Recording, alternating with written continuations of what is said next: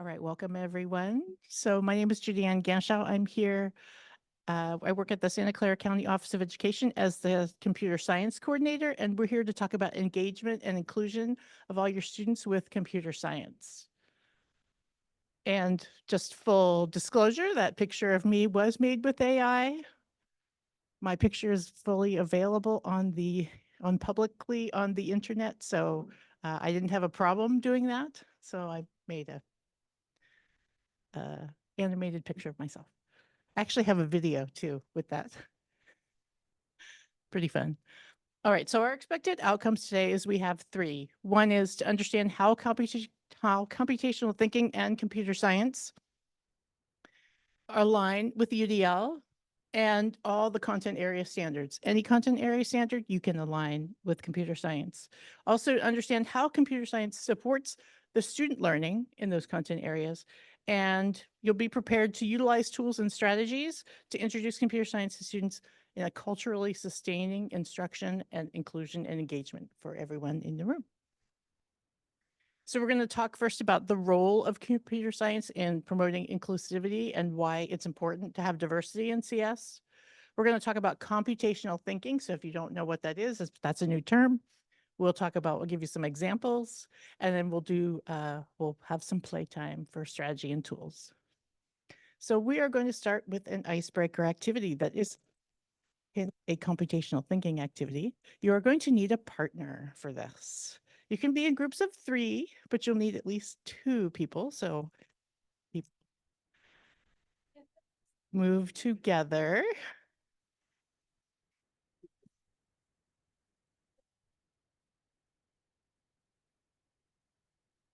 Pardon us while we rearrange a couple people here. So you'll see a couple things on the tables. One is there's a stack of cards that have blue on the back. Please don't look at them yet. Whoever's going to go first is going to pick one. They're not going to look at it. I'm not going to look at this, and I'm going to put it up like this. So you see where I'm going. And then they're going to, you're going to try and guess which one you have. So they're going to ask questions, and the other people are going to say, you can only ask a yes or a no question. So you see the guide, that is the larger sheet that has all the characters. Absolutely. Yes. There's more copies around if you need some. So decide who's going to go first. They're going to hold one of these cards up, and then they're going to ask questions of the other people that are yes or no questions. And then they'll keep guessing and keep track of how many questions, or you can't look at it. Yeah, you ask the questions. Keep track of how many questions you're asking.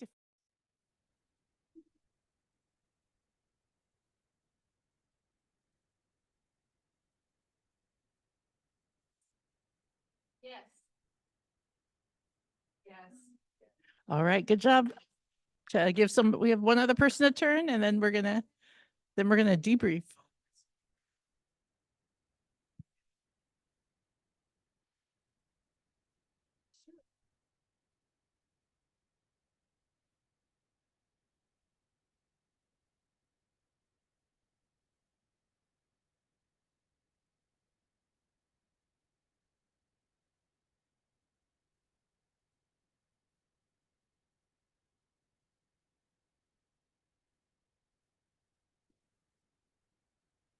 So they're all asking questions about what their character might look like by looking at the sheet of the characters, of all the characters, trying to guess which one it is. So there's all different types of characters. Some of them are human, some of them are not human, some of them are animals. There's 28 different ones. So we're wondering how many questions it takes for them to figure out. I see people making observations about the different colors of the characters. There's some that have green, some that have red, some that have blue, some that have purple. So they're saying that if they ask about a color, they could eliminate a lot of the other characters that are on the sheet.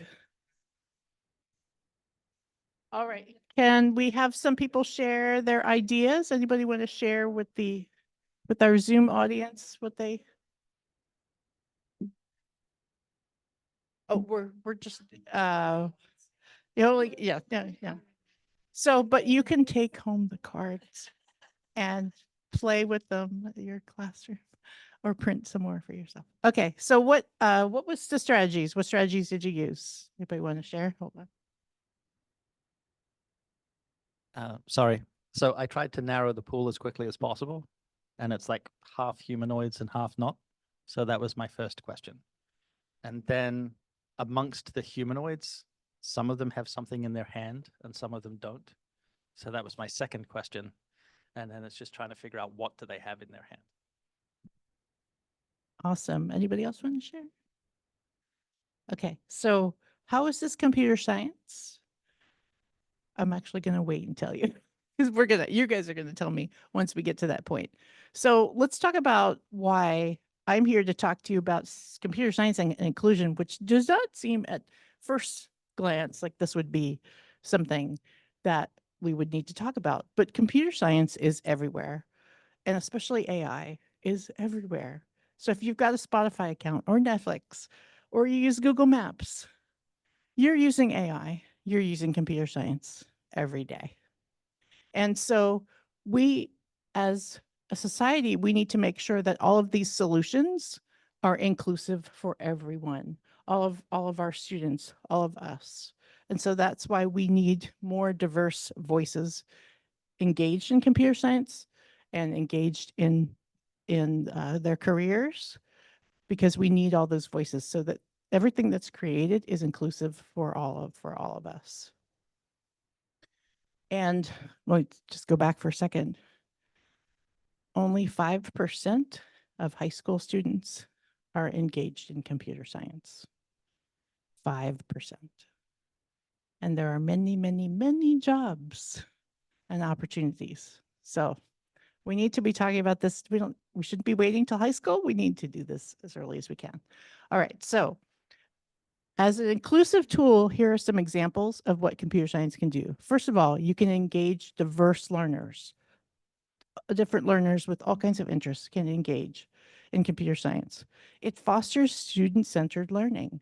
They're creating. It engages all three principles of UDL: engagement, representation, and action and expression. So the computer science practices, if you're familiar with math standards, there's practices and there's standards. Computer science is the same way. We have practices and we have standards. So those are the 7 practices. 3 of them have nothing to do with coding. They are not about coding.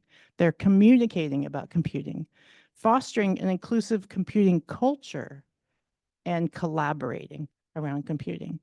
That is all inclusion based, making sure that people are collaborating, working together, communicating.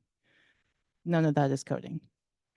So if we're doing these things in our classrooms, we're building our students' capacity to be successful in this area. So at the beginning, I mentioned computational thinking. So computational thinking are the basic skills that you need to do computer science. You also need those skills for other content areas as well.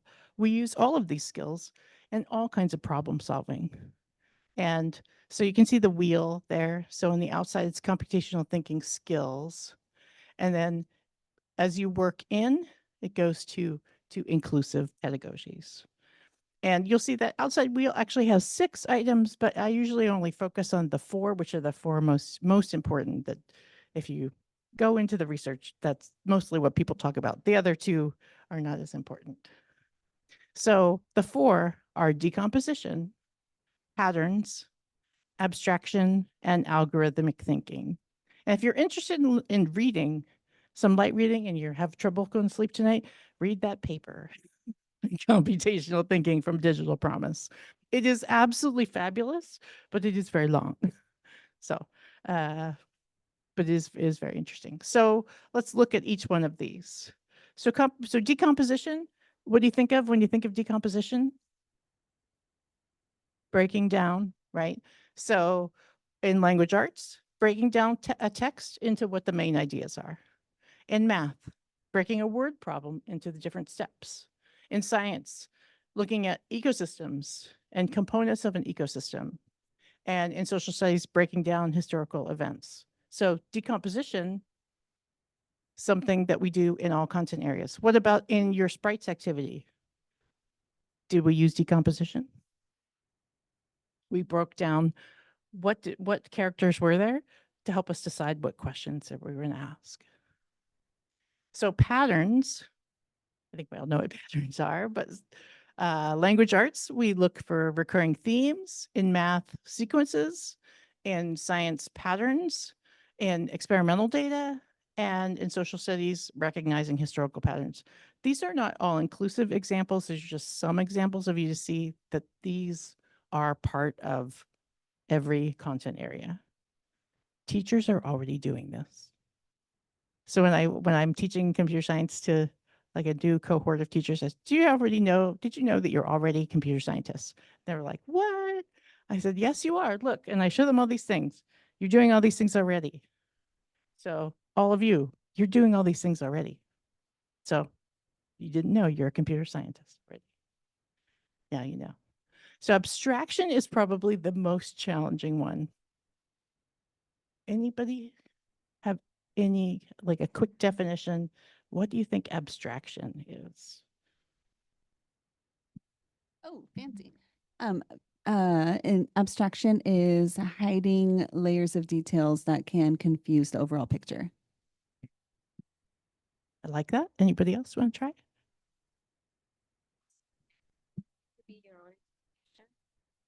Your own interpretation, the way you see items or pictures of things.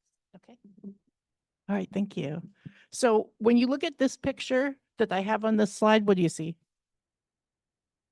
A cat. How do you know it's a cat? Ears, the tail. It's not a photograph of a cat, right? Okay, it's an abstract cat, right? But we know because of all the important details, and we're kind of forgetting about its what kind of fur it has, or we don't know like what real breed this is or anything like that. So let's think about what that looks like in different content areas. In language arts, what are the key messages that are in there? In math, we have formulas that represent actual physical phenomena. In science, we create models. If we can't have students like building real versions of certain things, that it's not practical. It's might even be dangerous. So we have models instead. And in social studies, we again abstract. What do we learn? What is the most important pieces of that historical event that we can learn moving forward? So the last one is algorithmic thinking. Anybody want to give me a definition of algorithmic thinking?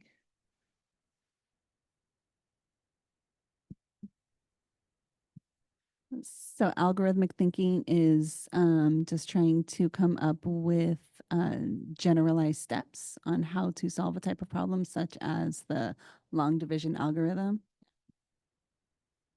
Let's go steps to solving a problem. Everybody agree? Thumbs up.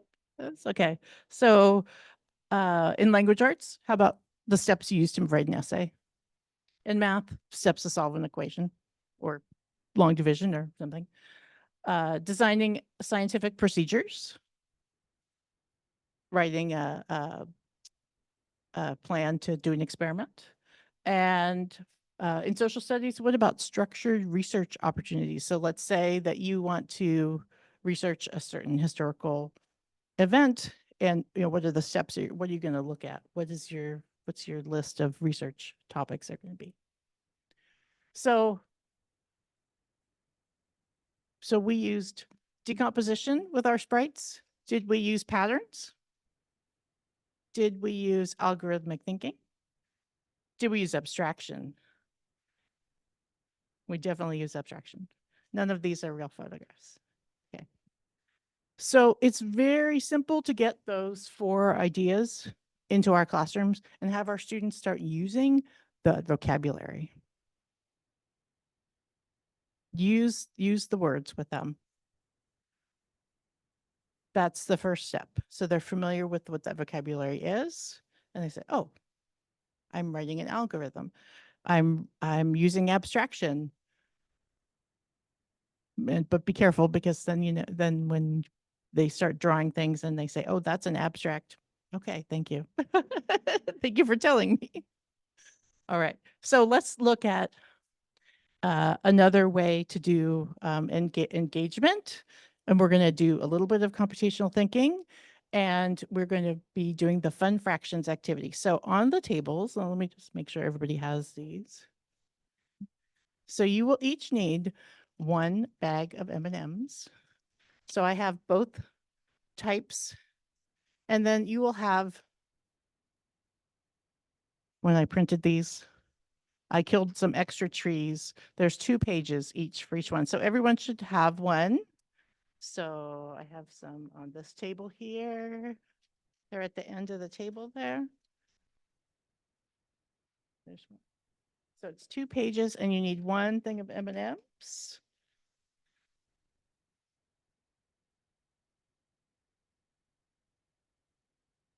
There you go. All right. So everybody has, yeah, you can't start with eating. So, whoops. Oh, I guess I don't, sorry, I don't have a slide of the, is it not linked? Yeah. I apologize. I thought that should have been linked. If you click on that picture, is it linked?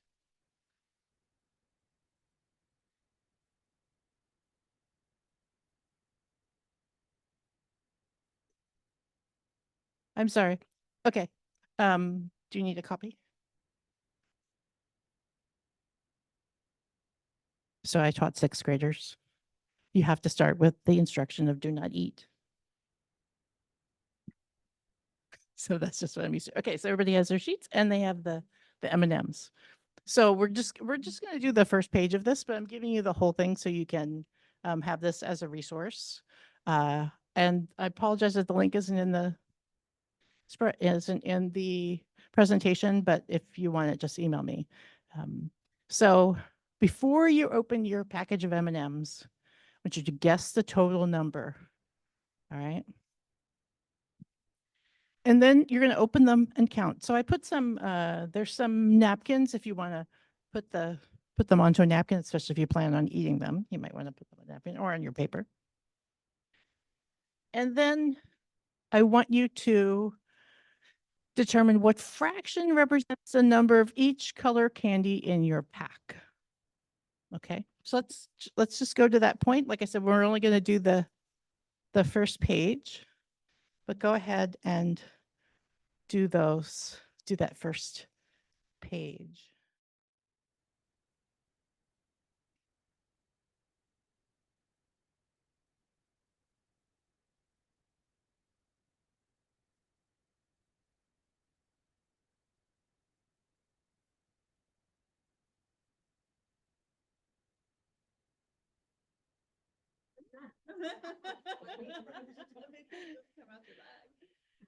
You're so funny, dude. We have a little M&M accident here. One of them was broken. How did you get 2 halves? Yes. When you counted them, did you include that in your holes? Uh-huh. Right.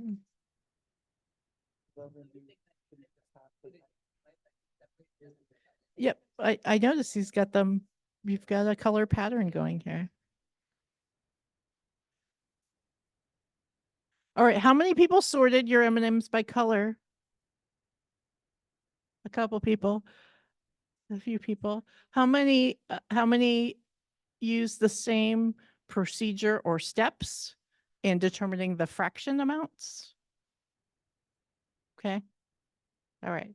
So this is an opportunity. If you did something like this with students, now we're just doing it with M&Ms. You can do it with anything, and you can even make it more complex for higher grade students. Obviously, this is just a very simple activity, for elementary students, but you can do anything like this, like either the sprite activity or something like this, to have the students practicing those computational thinking capabilities. And when you do it, remind them, you're doing computational thinking. This is computer science. All right. So we can engage students in a variety of ways. Candy always works with sixth graders. But there's lots of other ways you can do it as well. So, but I really want to talk about the representation and then the action and expression. So in computer science, the great thing about programming is you can create animations. We all watch animations all the time, right? But students can do that too. They don't have to just be consuming that, they can be producing that. So it gives them a different modality to work in. They can adjust the content to what is just right for them. And they can create windows and mirrors. So I have this activity. So if you have a device, a couple of you do. If you don't, you can just follow along. Our friends on Zoom, you can try this as well. And I'm just going to switch to another tab because I have this open. I'm going to go to this one. This is an activity I've done with students from grades 3 all the way through 12. And I've also done it with teachers. And let's say you're just starting the new school year and you want to introduce yourself. What do you normally do? You make a PowerPoint slide. How about we make something more interesting and create an animation and then have your students do the same thing? This is not really hard. You can do it. This is a 3rd grade lesson from a free curriculum developed by UC San Diego. So this lesson's called All About Me. And this is made by my friend, Dr. Emily Tomford, who now teaches at Reach University. And she has this example of an All About Me. So the picture is her, an abstraction of her, of course. And then you see there's some instructions.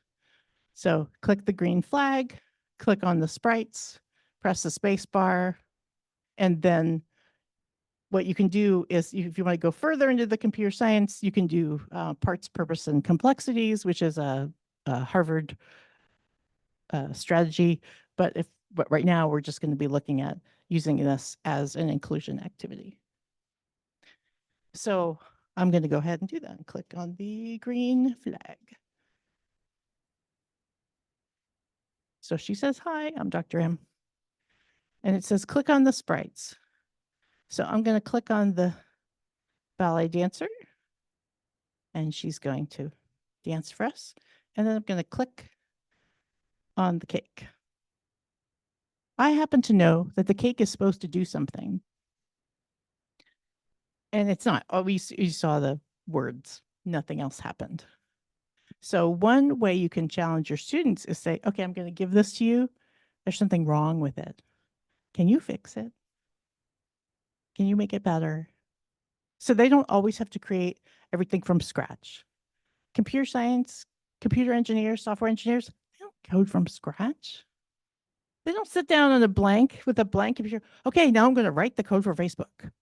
No, they go to this place called GitHub, okay, where it has lots of little pieces that people make and share with each other, right? So giving them a place to start is making this a low floor, high ceiling activity. So if you give them a place to start, okay, now I have an example, and then they'll take it. You'll be amazed at where they can, and they'll take it wherever they need to take it.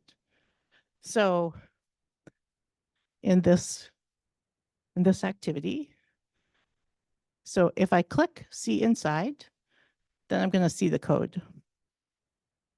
So quick little scratch tutorial for all of you. So you'll notice in this corner down here, you'll see I have this teacher selected, and this is her code. So when I click the green flag, she says hi, and then she switches to the next costume, and that's in a forever loop. So the costumes we'll see in a moment. And then the other thing I see, oh, if I had clicked on her, she would change color. I didn't do that. So now she's changing color every time I click on her. That's so fun. But costumes, so here's the different costumes. You'll see these actually look all the same, but do you see why it's changing? Why is going from one costume to the next to the next? It's the arm, right? As it goes from costume to costume, it's actually, that's how it's making her change her, wave her arm, wave her hand. So, oh, I told you about the cake. So the cake, if I want to see what the cake's supposed to do, if I can find my mouse, there we go. So if I look at the cake code, oh, did you notice? So when it's clicked, we see the words. But this piece down here isn't connected. In order for it to run, it has to be connected. So this is just like a real simple problem solving that the students can do. You can, again, make it as easy or as hard or lots of different options as you want.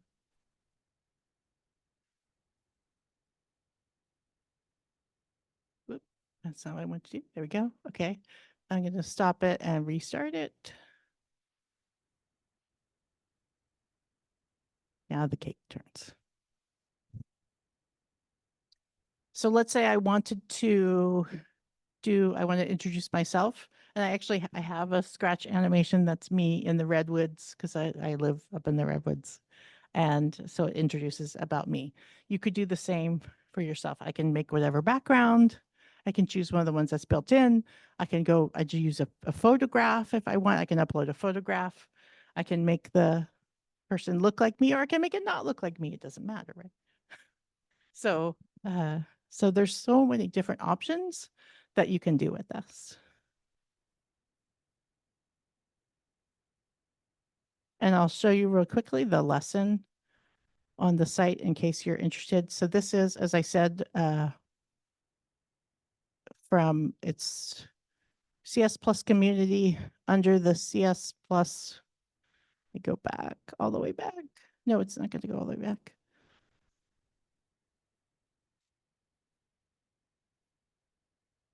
So they have a whole teacher unit, which has like all the anchor charts and rubrics and all the different materials that you need for each of them.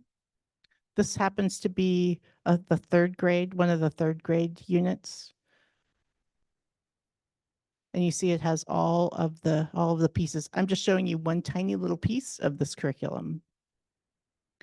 But what's great about this, well, there's a lot of things that's great about it, but it walks the students through each piece, gives them the vocabulary, shows them what they can do, and then they create. So having students communicate about their identity is a really powerful thing, but it's not the only thing that they could do. Oh, this is an example of one of the anchor charts. So if you want to, as I was saying earlier, make sure that they're including that vocabulary as in every day. We're talking about algorithms.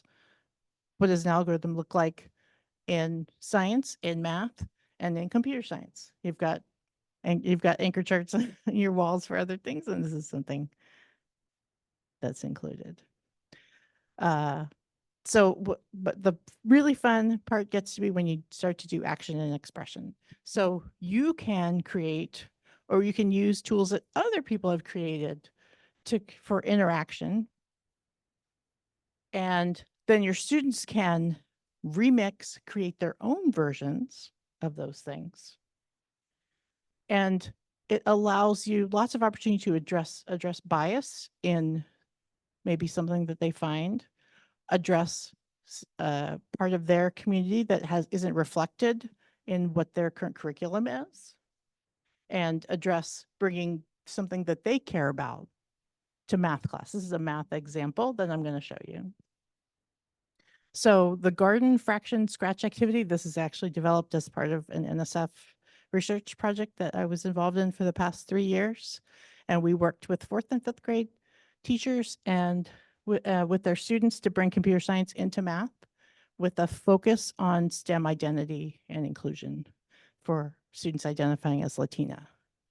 So this is one of the example activities. We ended up with 6 fully completed lessons. If you're ever interested in that, let me know. But let me show you this activity that was developed. So this is it. So this is Dr. Virginia Lemko-Blackway at San Jose State, who's the researcher that we worked with. So this project is a garden plot. And what we did with this was the original one came from the teacher in Milpitas, whatever her curriculum was, she had this problem in her math curriculum. So that was the basis of this. And we wanted to make it a lot more interesting. So let me make this full size.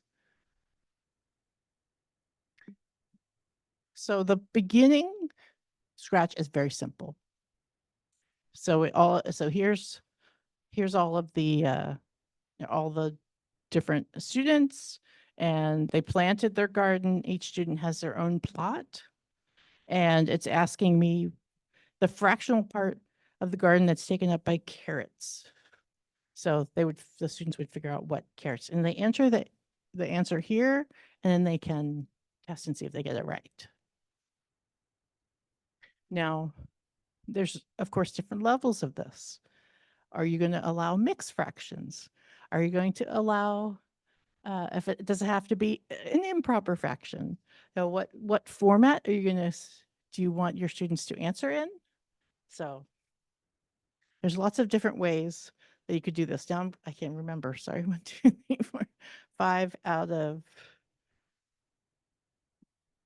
5. I have to click in the. So let's say it's 5 out of 12.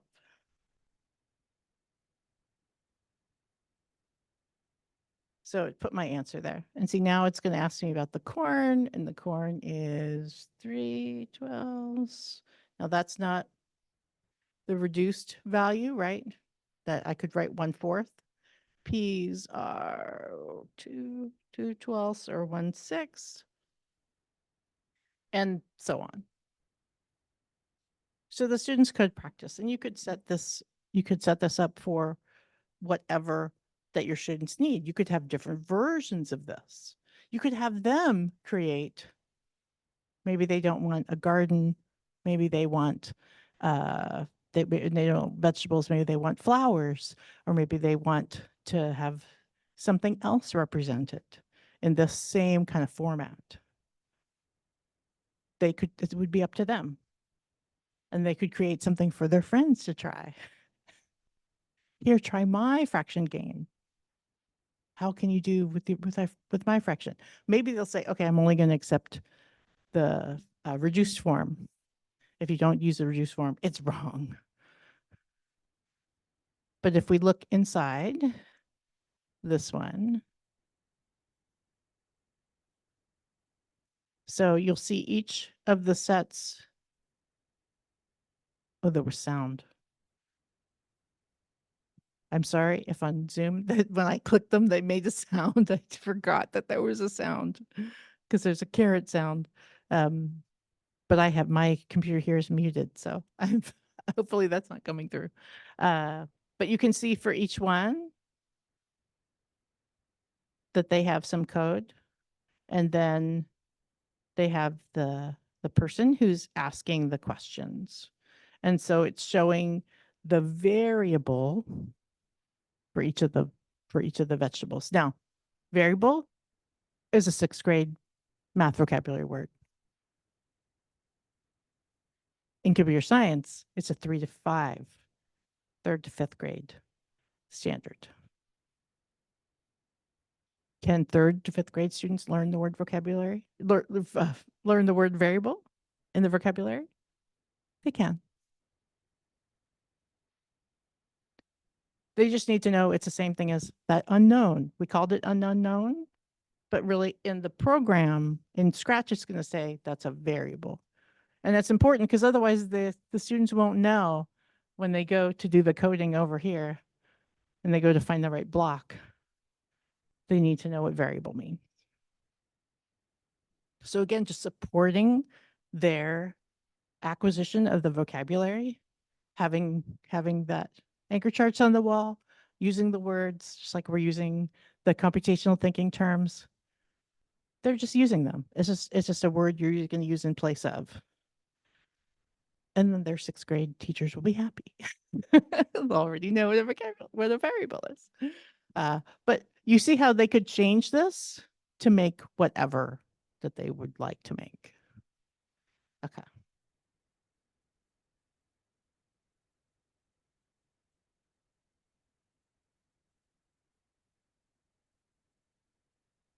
I have one more activity to show you. So here's some examples of what you could do or what students could do. They can remix it. So all the fractions have to be in the simplest form. They could remix to change the type of variables, change what's growing, change it to flowers, change it to some other object that is in a collection of objects. And what about somebody brought this idea to me? What if climate change happened and some of your vegetables or your plants start dying because of climate change?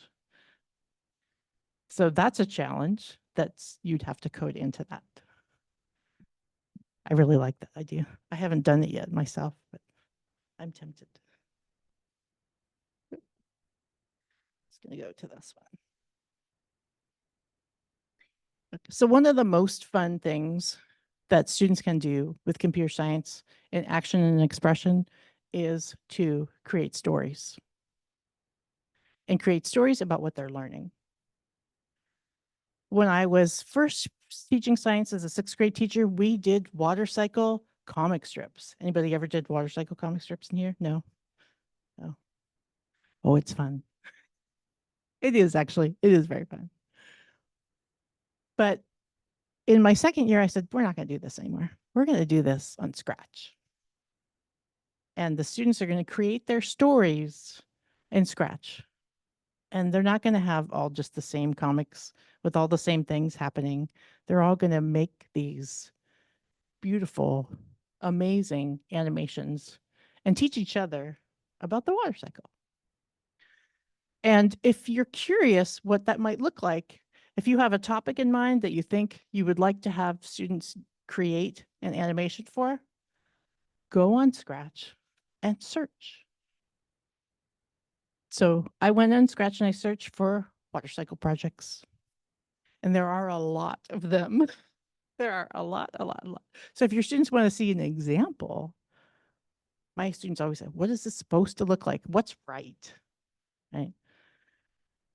And of course, I always balked at that. There's no right answer for me as long as you meet the rubric, you do your best on the rubric. That's what right is for you. But they still want to see an example. So there's tons of examples out there. And they're all really fun. And I had, so 2 years ago, the last time I did this, I had 120 students. I had 118 different water cycle animations. I had a couple of students that collaborated, but they were amazing, and they all were very creative. They all took different points of view, and it was just very interesting. So I just thought you would like to see what's possible. So like I said, you can go into Scratch.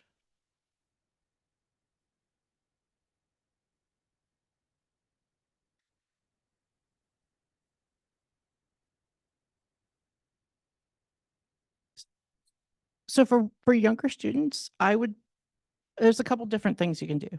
You could do it as like a small group activity and have the teacher like a grade 2, they probably could do it, but like TK, you might do it in a small group. I've done it in a whole classroom. It's kind of hard because you get lots of different, they all want to give their ideas. So it's easier in a small group, but just say, okay, how should we start our story?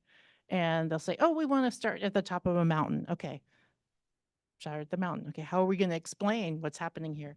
But I would have them storyboard first on paper and just what the steps are going to be, algorithmic thinking, right?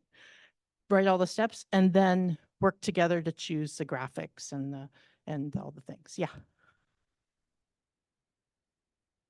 Do you have to be able to use a mouse? So if you are for the younger students, you can use Scratch Junior, which is on an iPad. So that's another option. So you've got the touch screen. For this, you're going to need to use a mouse. Yeah. To do these. But for the younger students, there's a lot of different ways you could do it. You could do it, like I said, as a collaborative. You could do it on Scratch Junior. You could have them, I've had like third graders work in pairs and do pair programming. Pair programming is a great pedagogy to use because it teaches students, well, first of all, they have to collaborate and they also have to take turns. One student is the driver and one student is the navigator.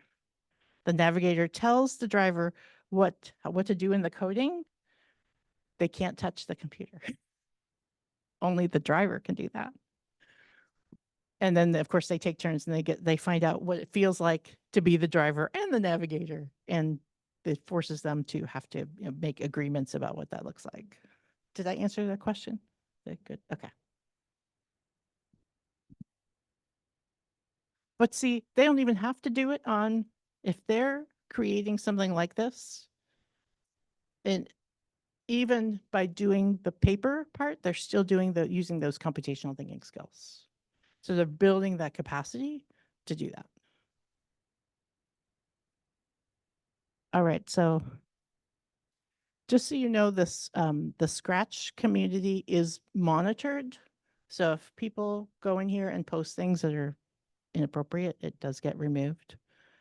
You can get a teacher account, and that way you monitor your students in your class. And for some of them, if they're lots of them like to make comments on other projects, I'm talking middle schoolers, or you can go in and you might notice I'm not signed in at all right now. You don't actually have to have an account. I could go in here, code something, download the code, and when I come back, upload it. I never need to have an account. So it's kind of nice. So we're just going to look at this one. At least I think we are. There we go. So notice the instructions. So we've got good digital literacy here. We've got a good set of instructions, and we've got credits. So very important when students are creating something, if they say, oh, I'm going to use this picture from blah, blah, wherever, make sure they give attribution. It's good practice for them. You also notice there's no real names on any of these.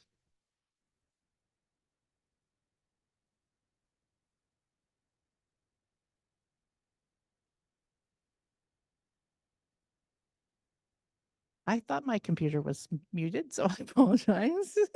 Okay. So I just wanted to show you. Do you think they all start like this?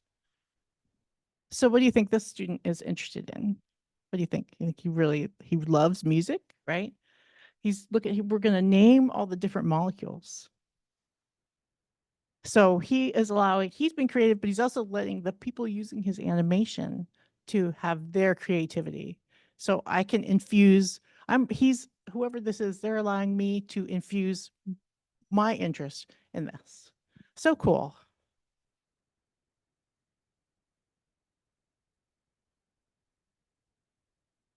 And I'm trying to remember which the Minecraft one. Whoops. That wasn't what I meant to do.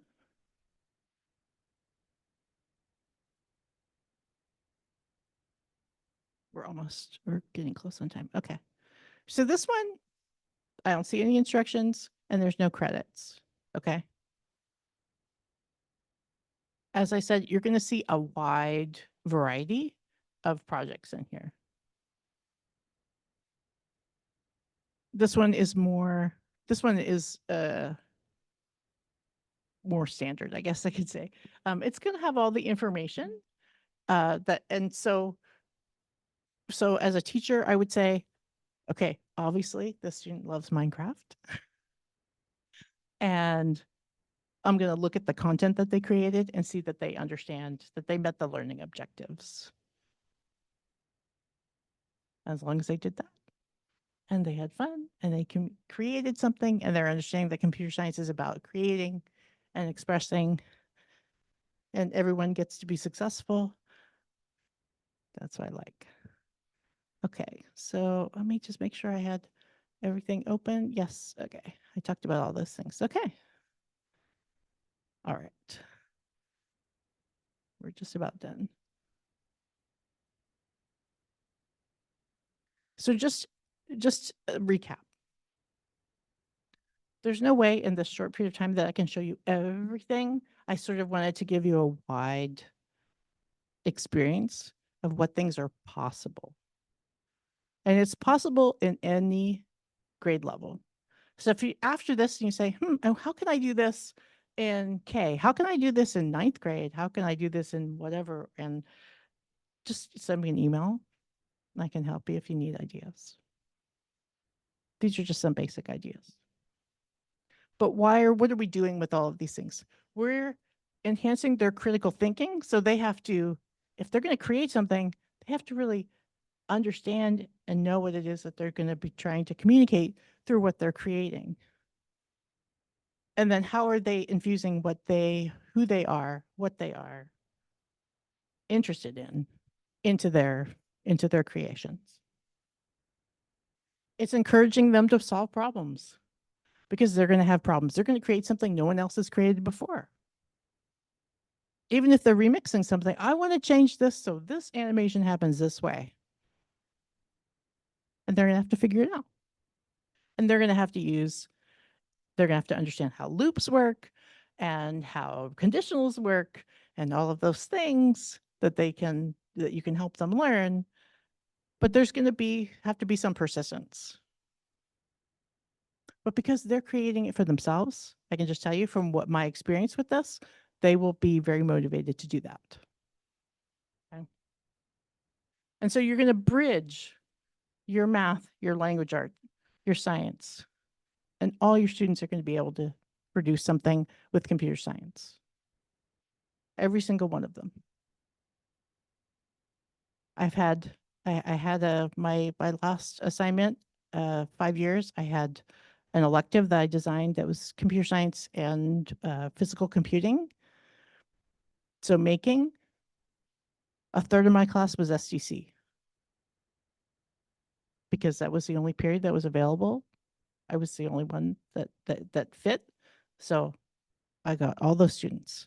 They did amazing work. They did amazing work and they learned so much. So everybody can do it. They can all do it. And so you're going to support all of their learning in every single subject and in SEL and about identity, because they're going to feel that, oh, I made something and it's me and I'm proud of that. And I can showcase that and I can communicate that to other people. Because remember, computer science practices, collaborating and communicating about computing. So it's really important.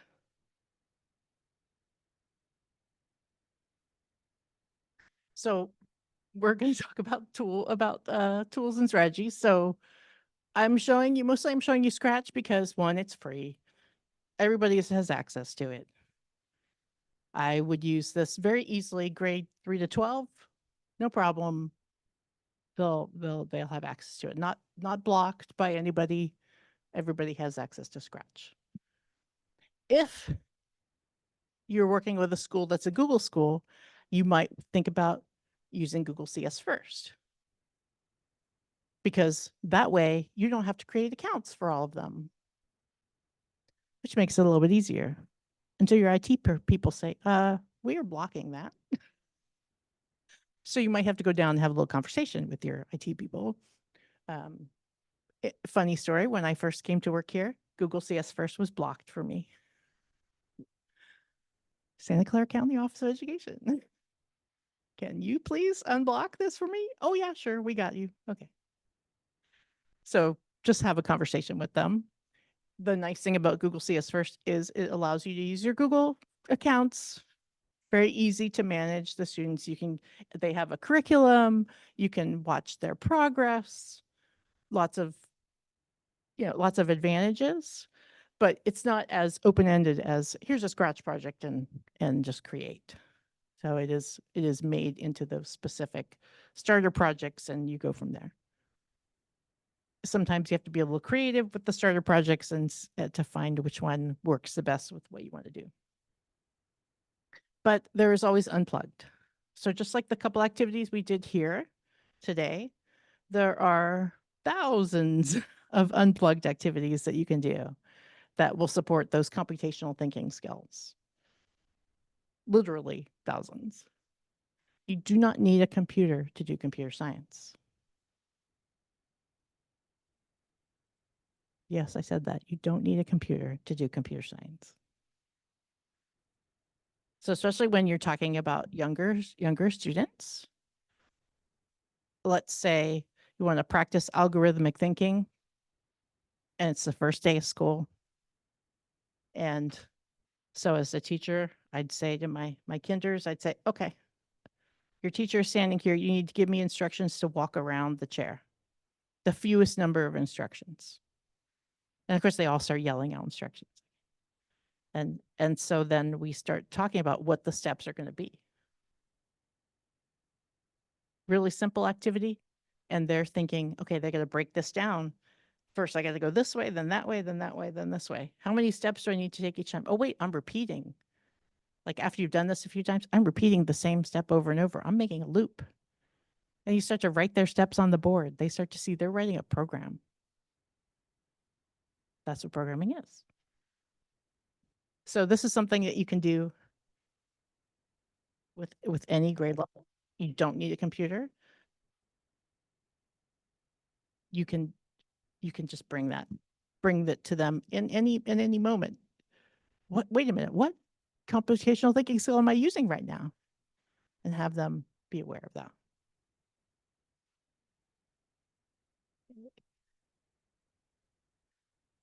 So my plea to all of you is this, that we encourage every single student to engage in computer science, to experience computer science. Am I saying they should all go to college for computer science?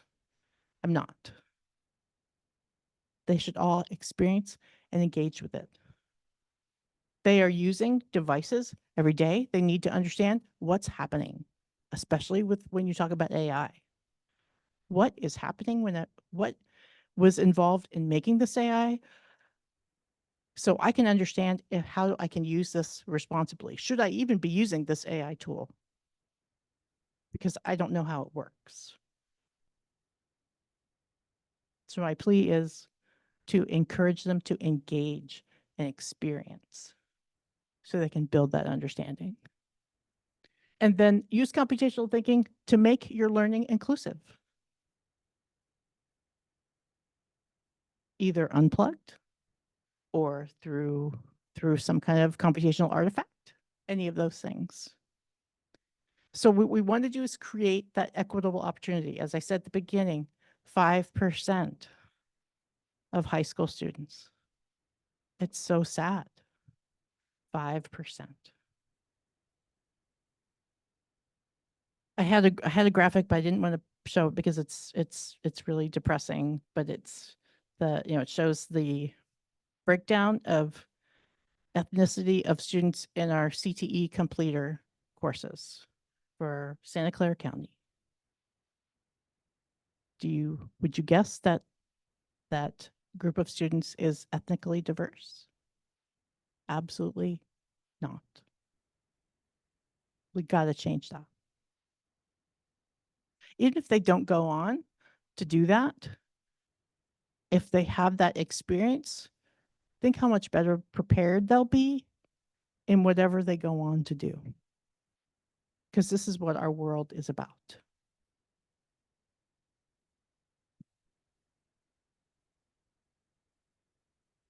Okay, so right now I'm just going to open it up. And if we have questions or questions from all of you or questions about resources or any kind of, if you have like right now an idea about what your application might be, what I just wanted to make sure I left time for us to talk about how do you see this in your context? What do you think you might want to try? Or what do you have wonderings about? Immediately, what jumps out to me is seeing how we can involve students, our EL students, and how we could kind of make this accessible. Specifically, the Scratch projects. I think those are very engaging and useful. But I wonder what we can do to support them in understanding how to not only use Scratch but use some of the scaffolds that we can provide for them. That's a really good observation. Let me show you something I didn't show earlier, but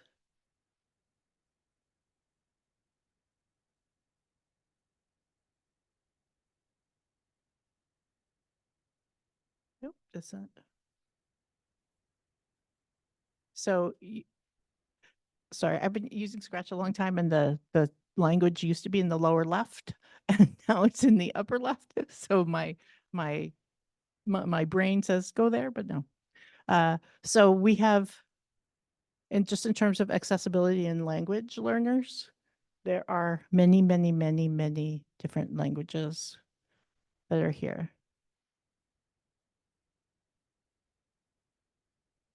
So I wanted to make sure to show that. You can also change the contrast because I know we have some students with the visual, a higher contrast is better. So we have that. Those two are built in to Scratch already, which is very nice. A lot of the UC San Diego curriculum I showed you is also available in Spanish. They have that. So there are a lot of efforts right now to bring this learning to multilingual students. So for the unplugged, I would any of this can be done in in any cultural context, right? Just whatever works for them. Right. Any other ideas or wonderings about how you might use this in your context?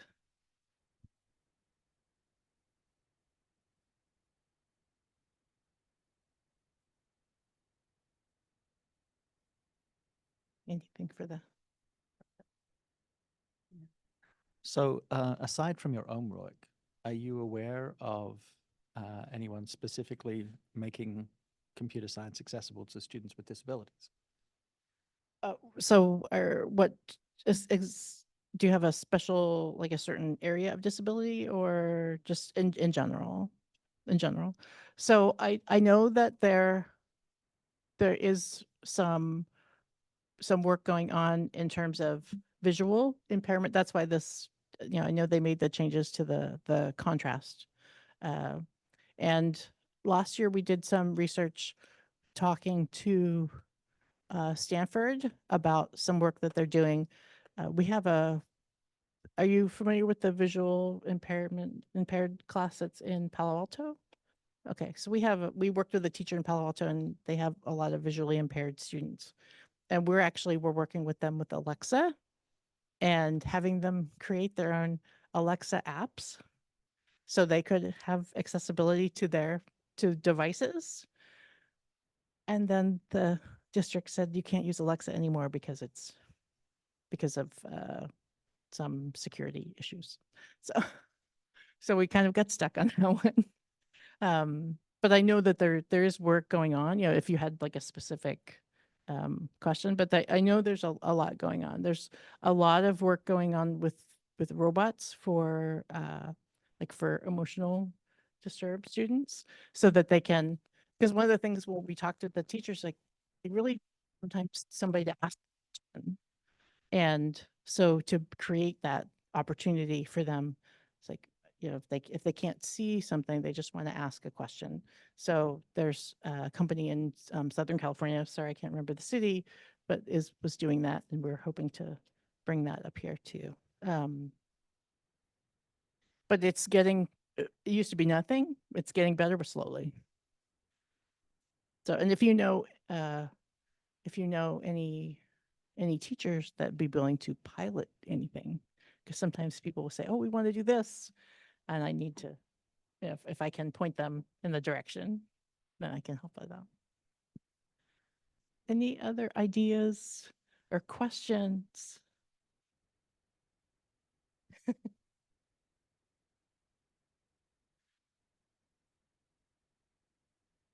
Okay, well, thank you so much for being here. I really appreciate that you're taking the time.